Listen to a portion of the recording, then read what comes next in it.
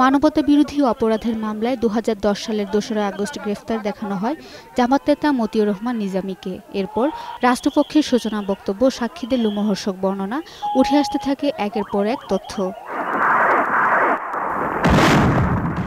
নিজামীর বিরুদ্ধে মুক্তিযুদ্ধের সময় হত্যা, লুট, ধর্ষণ, উস্কানি, সহায়তা, পরিকল্পনা, ষড়যন্ত্র এবং বুদ্ধিজীবী হত্যাসহ একাধিক ঘটনায় মোট 16টি অভিযোগ আনা হয়।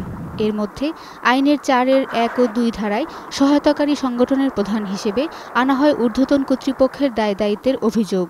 সারা পাকিস্তানে নিখিল পাকিস্তান ইসলামী ছাত্রসংঘের সভাপতি হিসাবে, প্রথম দিকে আলবদরের কমান্ডার হিসাবে দেশের মেধাশূন্য করার জন্য নীলনকশা বাস্তবায়নের লক্ষ্যে সেই সকল অভিযোগগুলো আমরা প্রমাণ করতে সক্ষম হয়েছি।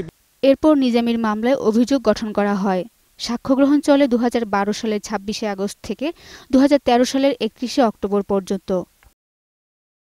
রাষ্ট্রপক্ষ 2012 সালের 26 আগস্ট থেকে 2013 সালের 7 অক্টোবর পর্যন্ত ও আসামি পক্ষ 2014 সালের 21 থেকে 31 অক্টোবর পর্যন্ত।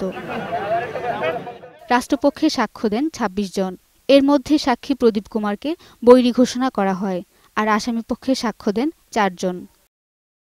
যুক্তিতর্কের পর গেল বছরের 13 নভেম্বর মামলাটি রায়ের জন্য অপেক্ষমান রাখা হয়। তবে রায় ঘোষণার আগেই ট্রাইব্যুনাল 1-এর তৎকালীন চেয়ারম্যান বিচারপতি এটিএম ফজলে কবির অবসরে গেলে পুনর্গঠিত ট্রাইব্যুনাল 1 দ্বিতীয় দফায় মামলা সমাপনী যুক্তি শোনেন। পরে 24 মার্চ মামলাটি দ্বিতীয় দফায়, এরপর আরও একবার নিজামী অসুস্থ হয়ে পড়ায় রায়ের জন্য অপেক্ষমান রাখা হয়। অবশেষে রায় ঘোষণার মধ্য দিয়ে শেষ হলো এই ঐতিহাসিক মামলার প্রথম পর্ব। আপিলের সুযোগ থাকায় চূড়ান্ত রায় আসবে আপিল বিভাগ থেকে। শাকেরা আরজু, একুশে টেলিভিশন, ঢাকা।